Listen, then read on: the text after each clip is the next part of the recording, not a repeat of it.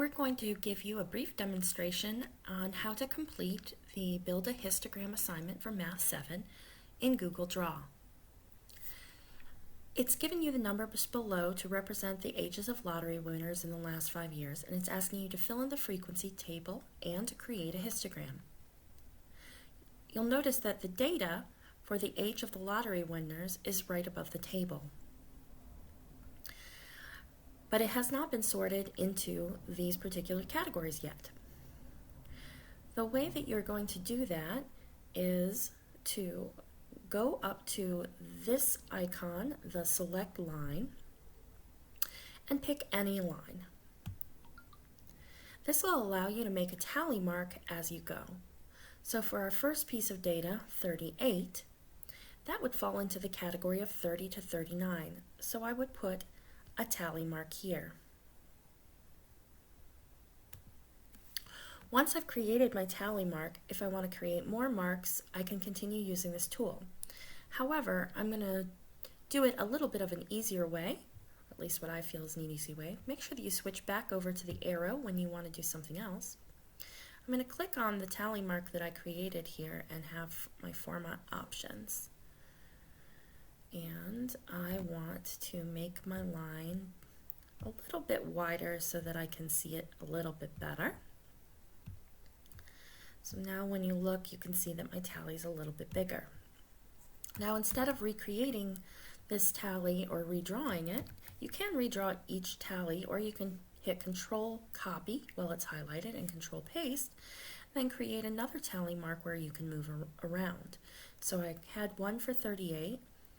I can do this one for 40 to 49 and make sure I just move it. You can also use your arrow keys to move it just a slight amount. Now I'm going to go ahead and finish the tally marks in one of the particular categories. Let's do all of the ones in the 30s. So I did 38, and then I'm going to skip those two because they are not relevant. I have another one that I'll need for 33.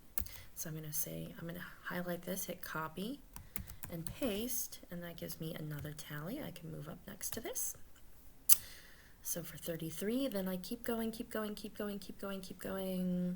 Looks like that's all the 30s I have. So I'm going to check again, 30, 33, no other ones. Okay. Now you can do them one at a time as you go, or you can do them one group or interval at a time, whichever is easiest for you. Right? So once I have the number of tallies for a particular group, I can go over here to the frequency box. And in order to type in the number, which is what you will need for the frequency, tallies are marks keeping track of the data as you go, and frequency is the numerical value for the number that you have in that category. I'm going to go ahead and go back up to here, and you'll see that this is the text box tool. I'm going to select the text box tool and draw a text box that's inside here. Once I've drawn my box in, I can type into it whatever I need to type, and in this case I'm going to type the number 2. If I want to make this bigger or smaller, I can do so by changing the font. I can change this to 18 to make it a little bit more visible and move it around up and down as much as I need. So now I have a frequency of 2. You're going to do this, take tallies and a frequency for each of these categories.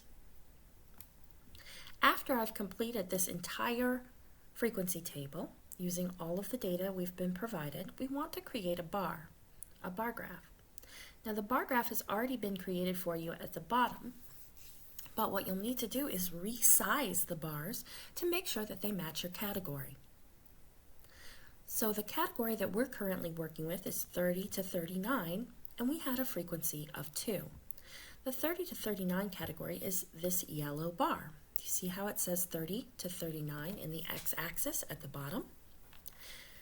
Right now it's a little bit below 1, but we need it to represent a frequency of 2 along the y-axis along the side. In order to make this bar bigger, I'm going to click on this box in the middle of the top. If I click on one of the side boxes, it'll change the whole shape.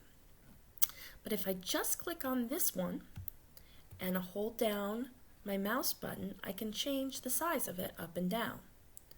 Oops, that was way too far. So I'm going to go back down. I don't have over 7 of these, I only have 2. So I'm going to resize again and drop it down so it looks like the line is equal to the line going across to the 2. That's 3. There we go. That looks closer to what we need. So now you can see that this bar represents a frequency of 2.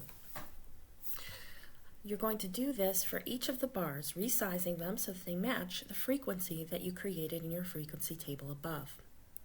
If you have any questions, feel free to email and we'll get back to you soon. We'll also be demonstrating how to complete this assignment in class, our synchronous class this week. Good luck and have a great day.